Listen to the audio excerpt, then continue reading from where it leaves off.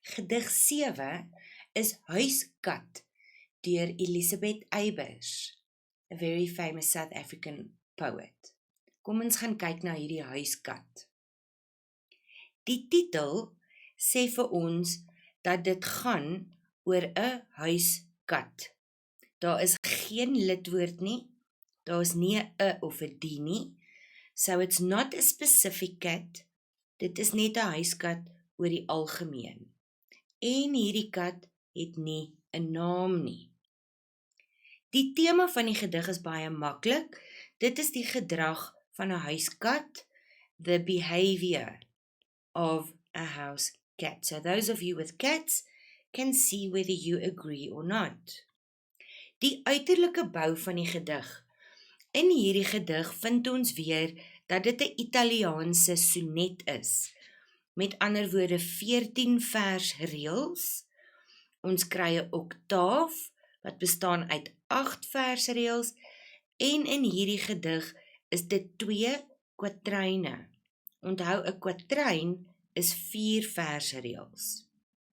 En in hierdie oktaaf vertel dit vir ons hoe lyk die kat. Right? So dit is 'n beskrywing, a description of what the cat looks like.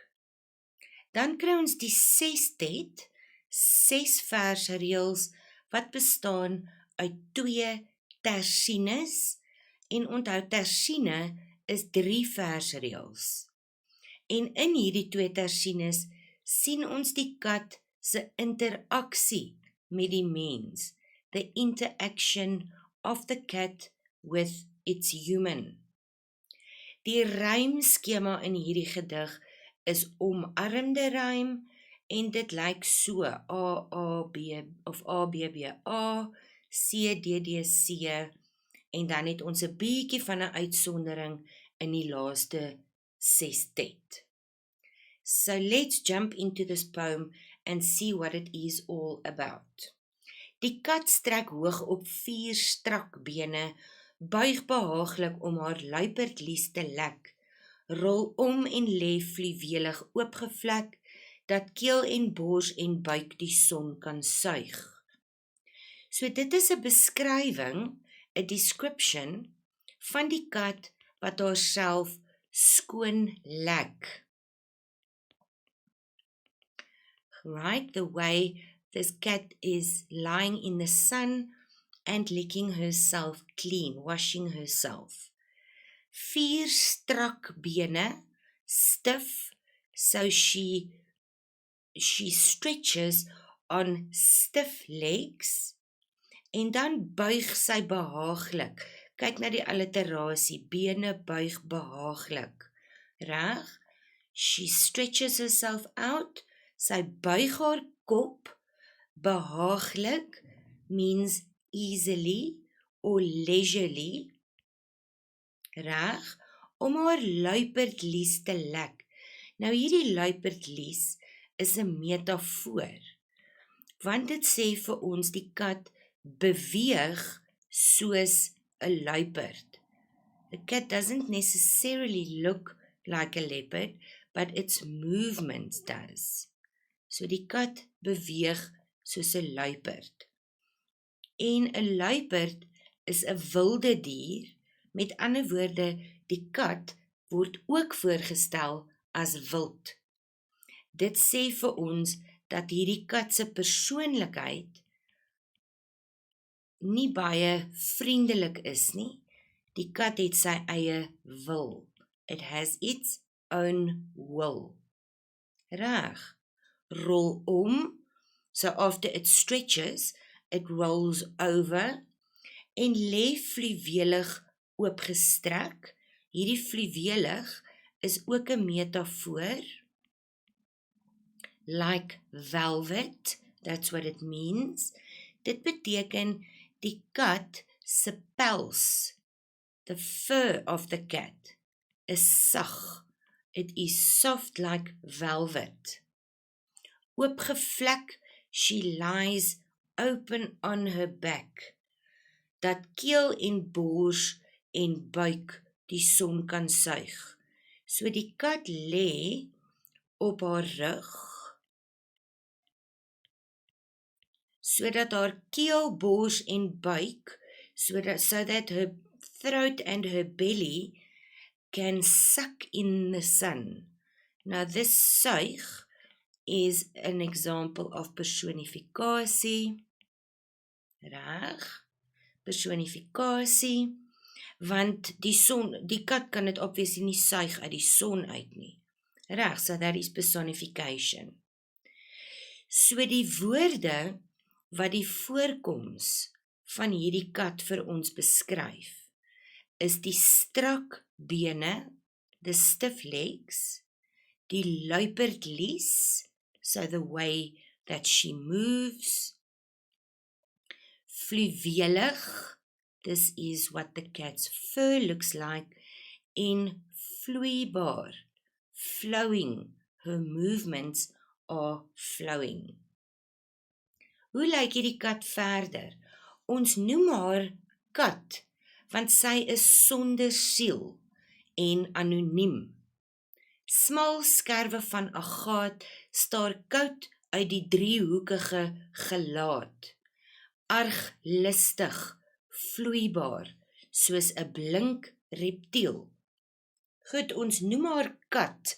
Kyk na die S-alliterasie wat ons hier kry. Sy is sonder siel en anoniem, smal skerwe van agaat. So hierdie kat is sonder 'n siel, without a soul. Reg? Geen gevoelens nie, sonder emosie. It doesn't seem like this cat has any feelings. Goed, sonder siel, 'n mens het 'n siel, 'n kat het nie regtig nie. Anoniem, this cat does not have a name, naamloos. Dan kry ons hierdie smal skerwe van agaat. So skerwe is almost like sharp pieces of glass. So it gives us a very harsh description of what this cat's eyes look like. As ons kyk na die prentjie op die skyfie, agaat is a gem that looks like this. It's a green color. En smal skerwe, because the cat's eye probably looks something like this, with a color around. Okay, so it's sharp and it is without a soul. Reg? Dit is ook 'n metafoor, want dit sê vir ons die oë is soos smal skerwe van agaat. Reg? Die oë. Die koue oë staar koud, so the eyes are cold, there's no emotion, staar uit die driehoekige gelaat. Gelaat is a face, so it is a triangular face that this cat has. Arglistig means crafty or malicious. So this cat is up to all kinds of tricks. Vloeibaar, liquid movement, soos 'n blink reptiel. En dit is natuurlik 'n vergelyking. Soos 'n blink reptiel. So in the first quatrain, the cat was compared to a leopard, and here we find that it is now being compared to a reptile in the way that it moves, which emphasizes the coldness and the emotionless way that this cat has around her. Reg, soos 'n blink reptiel, sy beweeg soos 'n reptiel, like a reptile, almost like a snake, for example. Dan kry ons in strofe 3 verder, van los en lenig wees versadig. Sy sal nooit, die veearts het haar reggemaak. Ekstase en angs van lewe voortbring smaak. So van los en lenig wees versadig. She is loose and supple to the point of satiation, right? So she's now had enough of that. She moves around until she is satisfied. Reg? En dan kry ons hierdie dubbelpunt, sy sal nooit. Reg? So die dubbelpunt beklemtoon vir ons hierdie, sy sal nooit. She will never. What will she never? But then we have a parenthese between the two hyphens. Parenthese tussen die twee aandagstrepe, which is extra information, extra inligting. So voordat hulle vir ons sê wat sy nooit sal doen nie, gee dit eers vir ons hierdie inligting, die veearts het haar reggemaak. Nou hierdie woord reggemaak means to fix. In hierdie geval is dit 'n eufemisme, 'n euphemism, reg? Dit is 'n versagting. It is a soft way of putting that the cat was sterilized, gesteriliseer, reg? Which means that the cat was sterilized in order not to be able to have kittens. So the irony in this is that it says die kat is reg gemaak, maar eintlik is sy verkeerd gemaak. Because according to the natural way of things, the cat is supposed to give birth to little kittens. But now, by fixing her, we actually made her wrong. Reg?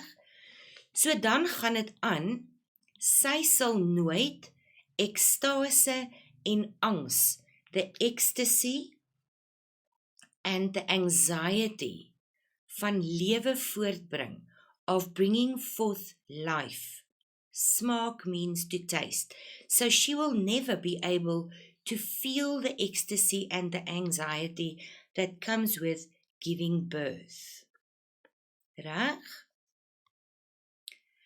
In die laaste tersiene, dit eindig hier, smaak sal steeds eenselwig alle teerheid stuit. So, apart from the fact that she will never be able to give birth, sal sy steeds eenselwig, meaning altyd dieselfde, always the same, so she's not going to change. She will always stay the same, and she will stop any tenderness. Teerheid is tenderness. So she will not allow any tenderness towards her. Sy wil afsydig wees. She wants to be to one side on her own. Ek is now the speaker of the poem. Ek hol my hand behoedsaam, smalend sluit sy haar oë, kronkel by my greep verby. So die spreker probeer behoedsaam, carefully, aan hierdie kat te raak. So he makes his hand whole, he wants to touch the cat carefully, but smalend means almost with a smirk. Sluit sy haar oë, so she closes her eyes. Sy maak haar oë toe. She doesn't want to see this person. En sy kronkel by my greep verby.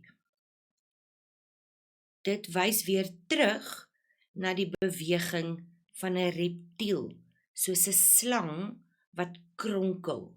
So here the movement is once again compared to that of a reptile. So all in all, this cat is basically perhaps upset with the fact that the human took the one thing from her that she actually could do to make herself stay on this earth by having little kittens, by giving birth, and this was taken away from her by the human. Reg, so dit is dan huiskat, en ek hoop dat julle 'n beter ondervinding met julle katte het. Dankie.